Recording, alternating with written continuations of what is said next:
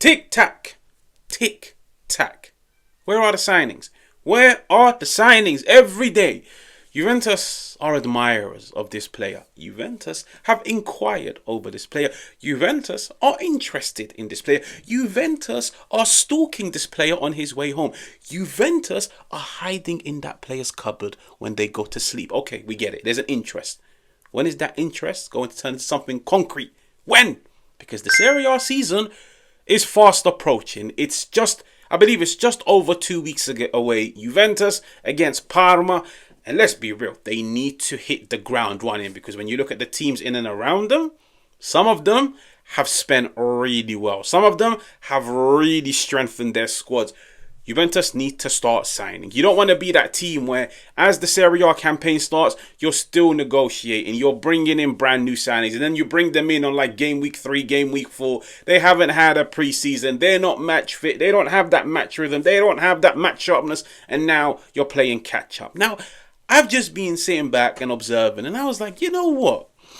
This is like a very defining summer for Juventus, because in my opinion, I understand what they're doing, and I don't really want to look at it from a financial perspective, which is fair enough. Juventus have made it crystal clear, which is we have to sell in order to buy. And there's a lot of clubs that operate by that module, which is we've got assets which are surplus to requirements. We don't want them anymore. So why on earth are we going to keep them, continue paying them, and still go out and sign brand new players? And now we have to pay 2, 3, 4 players, when in reality, we're only using 50% of them. It makes the most sense first to sell, generate the cash, know how much capital is available to you, and then go out and make the necessary signings. The problem is, time is running out. What do Juventus do? Now, one part of me truly believes Juventus are trying to rebrand this summer. Let me explain. Now, what do I mean by rebrand? I feel like over the past few years, Juventus have now built this image. Yeah, as a club, as an institution, they've built this image of being pushovers. A team that you could go into, get one of their most exciting of prospects for peanuts. You can walk in and get one of their most promising of young players for almonds. You could walk in and get their best player for pistachios. You know what I mean? Like, you could genuinely walk in, get the next big thing out of Juve and give them the bare minimum, because they're just desperate for cash. And I feel like across the world, as a club, once you have this image, once you have that reputation, it's very difficult to move away from it. And this is why I look at Damien Comolli and I'm like, as much as Timothy Weah has left for Marseille, I feel like that is a transfer which we might be able to take something out of. Besides the finances, besides Timothy Weah, you look at it. I feel like this time last year, Marseille coming in for Timothy Weah, that deal gets done within a week. Whatever Marseille put on the table, Juve would have signed off. Weah goes to France. This summer, you could see, Juve haggled. Juve were like, we're not selling unless it's on our terms. Not your terms, our terms. You need to tick all of our financial boxes. If you want him on loan, there better be a decent loan fee. And then none of this option to buy. No. I've already told you guys, the one thing I hate in football is loans with an option to buy. No. Loan with an obligation. You are forced to buy him. You have to buy him. You have no choice. Loan with an obligation. When you look at Juve, the way they've gone about it this summer, if anybody wants any of our players, listen, we're desperate for cash, but at the same time, you need to tick all of our boxes. You need to tick all of our terms. We need to make sure we're getting what we truly want in return. And I feel like this summer has now just been dedicated to Juve rebuilding their image in the transfer window, in the transfer market, like not being this pushover club anymore. And where the problem is with that is it means deals will now go from 1 week into 3 weeks. Clubs might lose patience and move on to other targets. It is what it is, but I feel like this summer will benefit Juventus a lot heading into next summer, heading into future summers. So in reality, we can turn around and say this summer transfer window has just gone to Juventus rebuilding their brand image, rebuilding their reputation in the transfer market, rebuilding the way they operate and they're sending a message to clubs across the world. We are not this pushover club anymore. We are not going to sell you some of our best players for peanuts. No, we are not going to overpay for players. Because I feel like when you look at it, especially based on their performances, some might look at Douglas Luiz and say, Juventus overpaid. Nico Gonzalez, Juventus definitely overpaid. Cook Miners, Juventus overpaid. Because these are players where, in my opinion, like let's be honest, when Juve want you, there is a premium. There's an extra 20-30% on top of the price tag. I can guarantee you, if any single one of those players went to like a Premier League team or like another team across the world, you can knock off 15-20%. Juventus have dedicated this summer to, we are rebranding ourselves, okay? We are upping our image. We are not going to be this pushover club. We are not going to overpay just because we're Juve. We're going to set our terms. If you agree, you agree. If not, we're moving on. The problem is, Juve need money. Time is running out, and it's also being reported today, which is the reason of the video. Sandro Tonali, he is the dream signing for Juve. They think he is the guy to walk in and like revolutionize the club, especially in midfield. He brings that grinta, he brings that fight, he brings that passion. He's of the right age. He brings that technical security, that physical ability, that mentality. He's Italian. He's genuinely somebody you could build the core of your team around. He is a massive asset for Newcastle, but Newcastle also at the moment are in desperate needs of a striker. So it's being reported that Juve are looking at the whole situation and telling themselves, okay, 1, we can tick your striker boxes. 2, we can still help you make up on losing somebody like Sandro Tonali by giving you somebody like Douglas Luiz, a player that you were interested in before Juve signed him from Aston Villa. And 3, even if you want yourself a centre-half or a right-back, shall we say, we can give you Savonna, an exciting prospect. One player which, based on what I've seen, he's got decent potential.